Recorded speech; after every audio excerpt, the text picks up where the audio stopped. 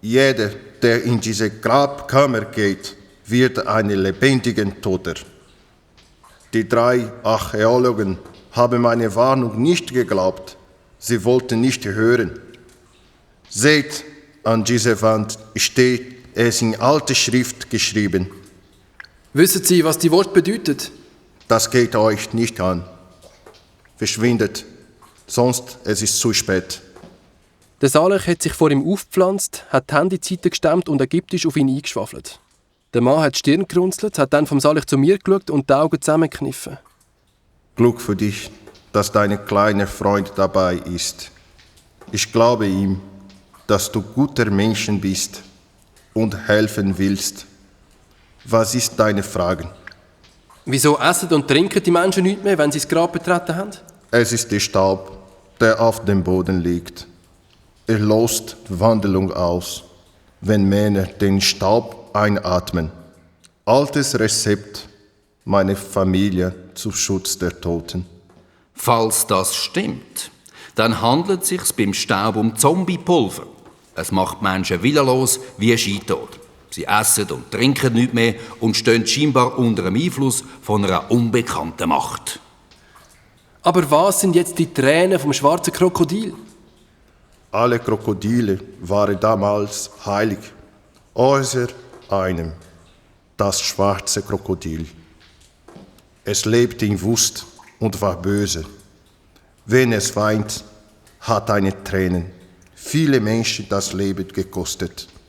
Deshalb wurde es gefangen und in speziellen Truhe lebendig in Grabkammer eingeschlossen. Menschen hatten Angst, weil schwarzes Krokodil noch 7 weitere Tränen hatte. Große Gefahr für alle Menschen. Deshalb müssen wir Tränen vor bösen Leuten beschützen. Ich helfe euch. Ich kenne auch Rezept gegen Todesstaub.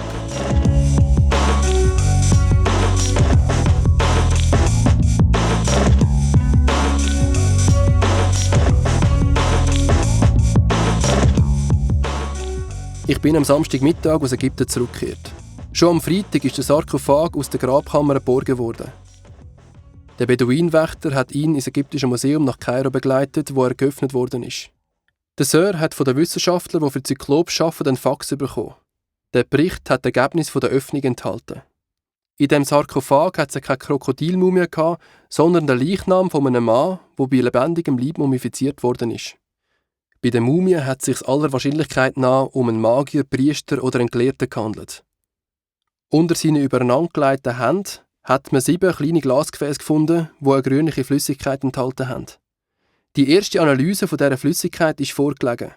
Und jetzt ist auch klar gewesen, wieso der Dr. Tod so versessen drauf war. Die Glasbehälter sind mit einem Virus gefüllt, wo es nach den ersten Expertenmeinungen keine Heilung gibt. Was passiert jetzt mit dem Virus? Er wird vernichtet werden. Wäre er dem Dr. Tod in die Hände gefallen, hätte das eine weltweite Katastrophe auslösen können.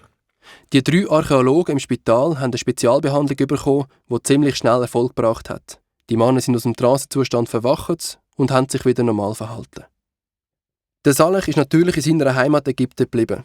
Der Professor Natalios war so begeistert von seiner Geschicklichkeit, dass er von seinem Onkel die Vormundschaft übernommen hat und den Saleh auf eine Schule schicken wollte. Der Saleh hat sich auf sein neues Leben gefreut. Die Aussicht auf die Schule hat er weniger gut gefunden. Ich überlebe die Schule ja auch.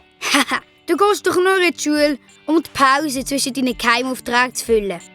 Ja, also irgendwie hat er da recht.